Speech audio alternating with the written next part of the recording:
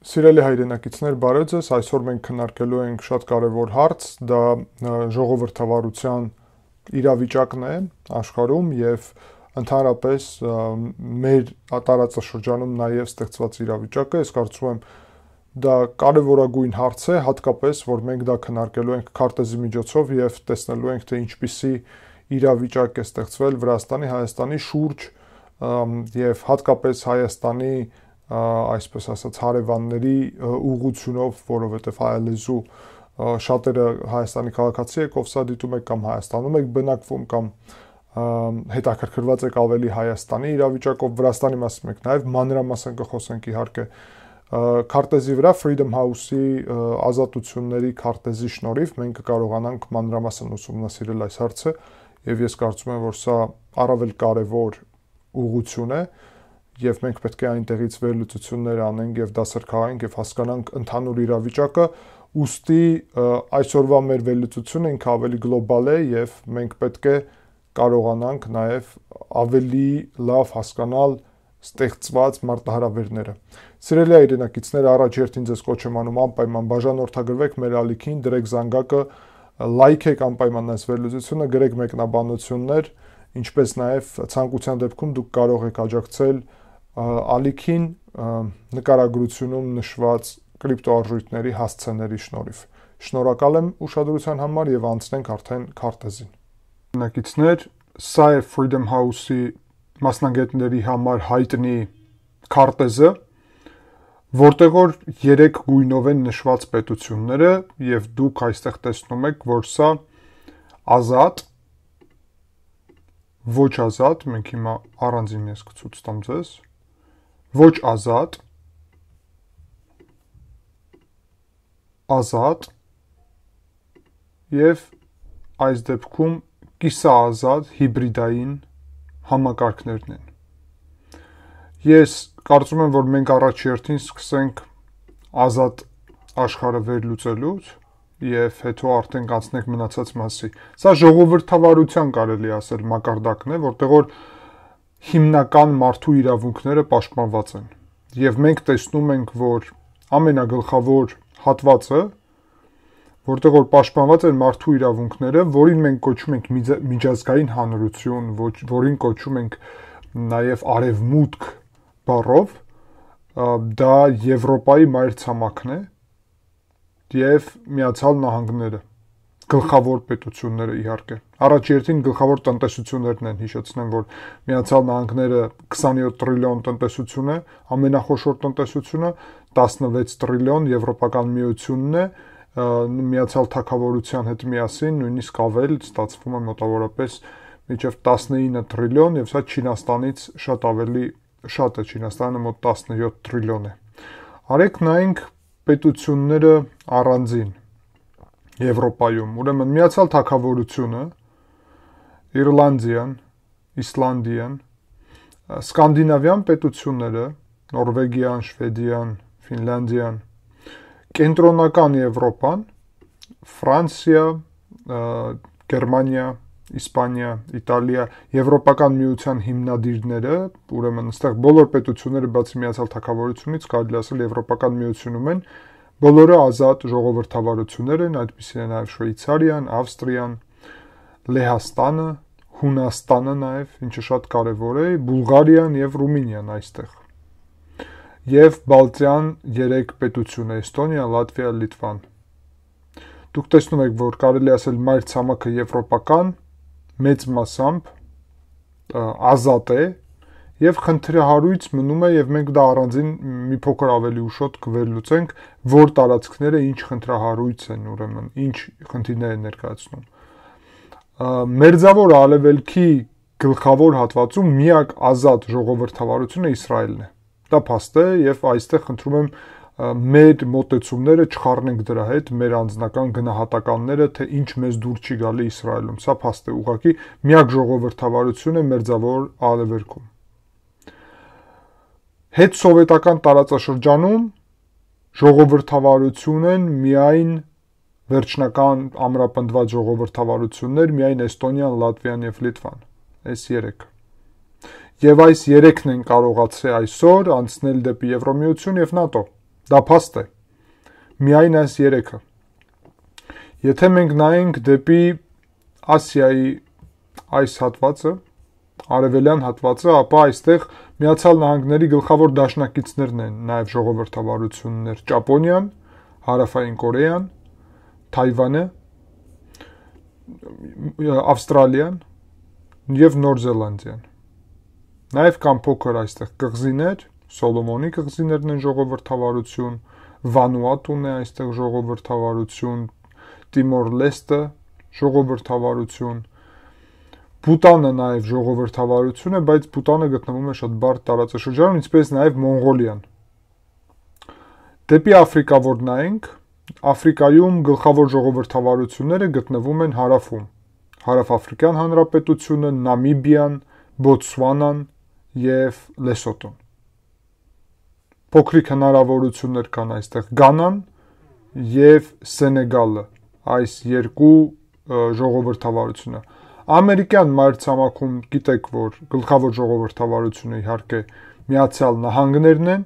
ինչպես նաև Կանադան, բայց մենք նաև ունենք, կարելի ասել, ժողովրդավարությունների մի շարք պետություններ Հարավ Ամերիկայում, Բրազիլիայում, Արգենտինայում, Չիլին, ինչպես նաև Ուրուգվայը,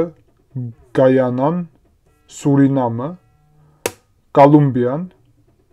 Պանաման, Կոստարիկան, Բելիզը, Յամայկան, Բահաման կղզիները եւ ուրեմն այստեղ մոտիկից ավելի Անտիգուա Բարբուդան կղզիներ են, Սենթ Կիտս եւ Նևիսը, Դոմինիկան, Սանտա Լուսիան, Սենթ Վինսենտ Գրենադինները, Բարբադոսը եւ Գրենադան եւ Տրինիդադ եւ Տոբագոն նաեւ։ Սա կղզիներ են տարբեր, ինչպես նաեւ Կաբո Վերդեն էլ պետություն է առանձին, սրանք բոլորը առանձին պետություններ էին։ Կաբո Վերդեն էլ առանձին պետություն է եւ ժողովրդավարություն է եւ այստեղ Սան Տոմե եւ Պրինցիպե նաեւ կղզի կա, որը նաեւ ժողովրդավարություն է։ Ընդհանուր առումով կարելի ասել այսքանը, այստեղ նաև կան Մավրիտիուսը, որը ժողովրդավարություն է փոքրիկ, եւ Սեյշելները ժողովրդավարություն են, փոքր կղզիներ են, բայց ընդհանուր առումով այսպես։ Հիմա արեք համեմատենք սա մյուս գլխավոր ուղղությանը՝ բռնապետություններ։ Բռնապետությունների գլխում կանգնած է Չինաստանը, գլխավոր բռնապետությունը եւ իր նախկինում գլխավոր բռնապետությունը եղել է Ռուսաստանը իրականում, Սովետական միությունը, բայց հիմա այդ դերը զբաղեցնում է Չինաստանը եւ տնտեսության առումով էլ Չինաստանը 17 տրիլիոն է, ինչպես արդեն նշեցի, Ռուսաստանը ընդհանրապես 2 տրիլիոն է իրանից ներկայացնում, ուստի բռնապետությունների առումով Չինաստանը, Հյուսիսային Կորեան, Ռուսաստանը, իրանց մոտ դաշնակից Բելարուսը, եթե նայենք Կենտրոնական Ասիա, ապա կտեսնենք, որ Կենտրոնական Ասիայի բոլոր պետությունները բռնապետություն են, սիրելի հայրենակիցներ, Կազախստանը, Ուզբեկստանը, Թուրքմենստանը, Կырգызստանը, Տաջիկստանը, բռնապետություն է նաև Աֆղանստանը, բռնապետություն է Իրանը եւ արաբական աշխարհում կարելի ասել բոլոր պետությունները մեծ մասը առնվազն, հիմա կխոսենք հիբրիդայինների մասին նաև, բռնապետություններ են Սաուդյան Արաբիան, Եմենը, Օմանը, նույնիսկ Էմիրությունները, Իրաքը, Սիրիան, շատ կարևոր է, որ թուրքական աշխարհին առանձին նայենք։ Թուրքիան բռնապետություն է, Ադրբեջանը բռնապետություն է եւ Կենտրոնական Ասիայի թուրքական պետությունները բռնապետություն են, մենք սրա մասին խոսեցինք։ Աֆրիկայում դուք տեսնում եք, որ արաբական պետությունները բռնապետություն են, Կենտրոնական Աֆրիկայում գտնվող պետությունները բռնապետություն են, այս տարածաշրջանում Չինաստանի դաշնակիցները այստեղ բռնապետություն են եւ ամերիկյան մայրցամաքում իրականում քիչ բռնապետություն կա համեմատ, դա Կուբան է, դա Հայիցին է, Նիկարագուան է եւ Վենեսուելան։ Այսքանով սիրելի հայրենակիցներ, մենք տեսնում ենք ստեղծված իրավիճակը եւ իրականում պայքարը այս երկու համակարգների միջև։ Եվ այստեղ ավելանում է երրորդը հիբրիդային համակարգը։ Այո։ Հիբրիդային համակարգում Եվրոպայում դեռ գտնվում է Ուկրաինան եւ տեսնում եք, որ Ուկրաինայի գրաված տարածքները արդեն բռնապետություն են, որովհետեւ Ռուսաստանն է վերահսկում, բայց հենց Ուկրաինան հիբրիդային է։ Կիսա ժողովրդավարական, բայց դեռ լիարժեք ժողովրդավարություն չէ։ Այսպիսին է նաև Մոլդովան եւ եվրոպական մայրցամաքում գտնվող մի շարք պետություններ։ Միակը Եվրոպական միությունից դա Հունգարիան է, որը լիարժեք ժողովրդավարություն չի, եւ Եվրոպական միության անդամակցության տեխնացուներ Սերբիան, Բոսնիա-Հերցեգովինան, Մոնտենեգրոն, Ալբանիան, Հյուսիսային Մակեդոնիան եւ Կոսովոն։ Եվրոպայում տեսնում եք իրավիճակը։ Ռուսաստանը ցանկանում էր գրավել ամբողջ Ուկրաինան, պետք է նաեւ չմոռանանք ասել, որ Պրեդնեստրովիեն նաեւ բռնապետություն է։ Ռուսաստանը ցանկանում էր դուրս գալ միջև Պրեդնեստրովիա եւ սրանով Ուկրաինային եւ Մոլդովային հնարավորություն չտալ, որ դառնան ժողովրդավարություն եւ միանան եվրոպական մայրցամաքին։ Միևնույն ժամանակ պետք է գանք դեպի մեր տարածաշրջան։ Բայց միջև մեր տարածաշրջանը արեք վերլուծենք նաեւ արաբական դերաշխարհում ստեղծված իրավիճակը։ Այդտեղ կա մի քանի հիբրիդային պետություն, դա Լիբանանն է, դա Հորդանանն է, Թունիսը եւ Մարոկոն։ Այս 4 պետությունը։ Եթե նայում ենք դեպի Հնդկաստան, ապա Հնդկաստանը հիբրիդային պետություն է, որը ձգտում է դեպի ժողովրդավարություն։ Իսկ Պակիստանը նաև հիբրիդային պետություն է, բայց որը ձգտում է դեպի բռնապետություն։ Բանգլադեշը նաև, որը Պակիստանի մաս էր իր ժամանակ, նաև հիբրիդային է եւ ձգտում է դեպի բռնապետություն։ Այստեղ մենք տեսնում ենք, որ Ֆիլիպինների հարցնադրված Ֆիլիպինները ձգտում են դեպի ժողովրդավարություն եւ Միացյալ Նահանգների համար սա կարևոր շղթա է պաշտպանել Չինաստանից այս տարածաշրջանը։ Այստեղ հարցեր չկան, հասկանալի է ամեն ինչ։ Աֆրիկայի մայրցամաքում տեսնում եք, որ հիբրիդային տարածքները այստեղ են գտնվում։ Մի քանի, Մոզամբիկն է, Մալավին, Զամբիան, Մադագասկարը, կա հնարավորություն ժողովրդավարության, այս հատվածում էլ կա հնարավորություն ժողովրդավարության, Նիգերիան, Բենինը, Տոգոն, Կոտ դ'Իվուարը, Լիբերիան եւ Սիերա Լեոնեն, ինչպես նաեւ Մավրիտանիան, Գվինեա-Բիսաուն ունեն հնարավորություն շարժվել դեպի ժողովրդավարություն։ Մեքսիկան հիբրիդային համակարգ է եւ մի շարք այստեղ պետությունները, Հոնդուրասը, Էկվադորը, Պերուն, Բոլիվիան, Պարագվայը։ Հիմա ամենագլխավորը, սիրելի հայրենակիցներ, մեր տարածաշրջանը, Վրաստանը եւ Հայաստանը հիբրիդային պետություններ են, հիբրիդային համակարգներ են։ Դուք տեսնում եք, որ Վրաստանի տարածքը բաժանված է օկուպացված նաեւ Աբխազիայի տարածքի եւ օկուպացված, այդպես կոչված Հարավային Օսետիայի տարածքի։ Ռուսաստանը, որը օկուպացրել է այս երկու տարածքը, Հարավային Օսետիան դարձրել է արդեն բռնապետություն։ Դուք տեսնում եք, որ ինքը բռնապետության գույնով է այստեղ նշված։ Լեռնային Ղարաբաղը, որը նշված է ինչպես Ադրբեջանի մաս այստեղ, նաև լիարժեք դառել է բռնապետություն եւ անցյալ տարվա քարտեզում առանձին էր բռնապետություններ նշված, հիմա ամբողջությամբ բռնապետություն է։ Ադրբեջանը կարողացավ նաև այդ տարածքը դարձնել բռնապետություն։ Աբխազիայում տեղի են ունենում զարգացումներ, որ Աբխազիան էլ դառնա լիարժեք բռնապետություն, բայց հիմա Վրաստանը եւ Հայաստանը փորձում է պահպանել իր ժողովրդավարությունը, բայց ամեն կողմից Թուրքիա, Ադրբեջան, թուրքական միություն նկատի ունեմ, եթե նայենք այսպես, ապա Թուրքիա, Ադրբեջան, Ղազախստան, Ուզբեկստան, Թուրքմենստան եւ Ղրղստան, թուրքական միությունը Հայաստանին փորձում է նաեւ ստիպել է ստիպել փորձում է, որ Հայաստանը ճնշել, որ դառնա Հայաստանը բռնապետություն, իրենց ձեռը տալի։ Ինչպես նաև Ռուսաստանին պետք է, որ Հայաստանը լինի բռնապետություն։ Ուստի այստեղ տեղի են ունենում ռուս-թուրքական պայմանավորվածություններ, որ Հայաստանը եւ Վրաստանը դարձնեն իրենց ազդեցության գոտի։ Իրանը այդ առումով նաև ընկալում է, որ այստեղ չպետք է կանաչ լինի այս տարածքը։ Այս տարածքը պետք է լինի առնվազն պահպանի դեղին, բայց իրանք իրականում ուզում են դարձնել բռնապետական տարածք։ Պետք է նշել, որ այս զարգացումը, որը մենք հիմա ունենք աշխարհում, բերելու է ի վերջո նրա, որ չի լինելու դեղին գույն, չի լինելու հիբրիդային տարածք։ Դեպի դրա է աշխարհը այս պահին գնում, որ դեղին գույնը չի լինելու։ Լինելու է միայն կանաչ եւ լինելու է միայն կարմիր կամ ուրիշ, ուրեմն գույնով կարելի ասել նշված, ավելի ճիշտ կլիներ իրականում կարմիրով նշել իմ պատկերացումով։ Կանաչ եւ կարմիր, այսպես ասած։ Կարմիրը ինչպես բռնապետական ազդեցության գոտի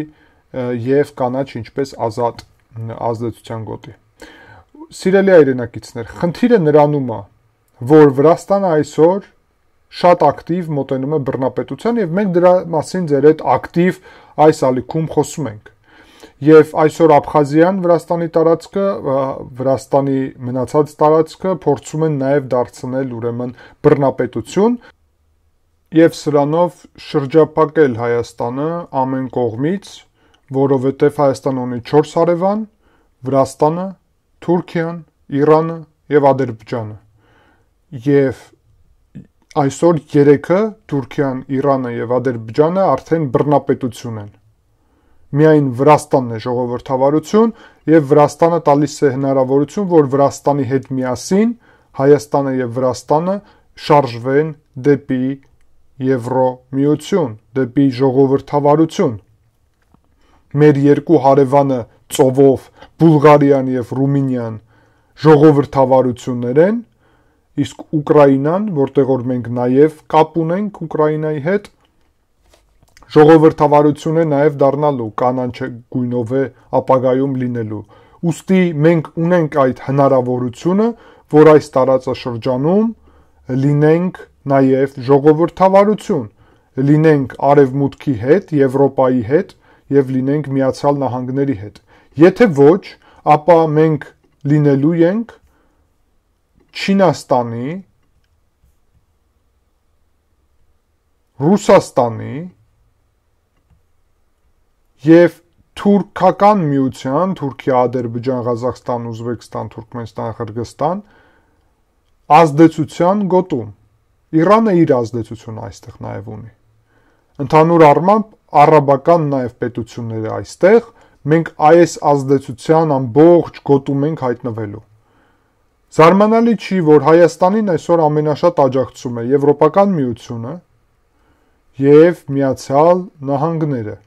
Հեչ զարմանալի չի, որովհետեւ ժողովրդավարությունները փորձում են աջակցել փոքրիկ այստեղ գտնվող ժողովրդավարությանը Վրաստանին եւ Հայաստանին։ Բայց նաեւ Հնդկաստանն է փորձում աջակցել,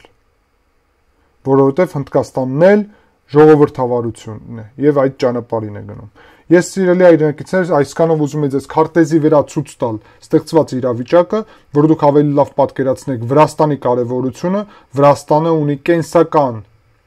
կարևորություն, Վրաստանում ժողովրդավարության հաղթանակը եւ բռնապետություն թույլ չտալը ուղղակի կապ ունի ոչ միայն Վրաստանի, այլ նաեւ Հայաստանի ապագայի հետ եւ ուստի մեր գործունեության կարևորությունը դուք հիմա այստեղից շատ ավելի լավ եք հասկանում Վրաստանում վրաց հասարակության պայքարը եւ հայ համայնքի իր դերը եւ մասնակցությունը Վրաստանի եւ Հայաստանի ապագայի համար։ Սիրելի հայրենակիցներ, ես ձեզ կոչ եմ անում անպայման լայքեք այս վերլուծությունը եւ մենք ապագայում կհանդիպենք։ Շնորհակալ եմ ուշադրության համար։ Կարող եք նաեւ կիսվել այս վերլուծությամբ, դա նաեւ շատ կարեւոր կլինի։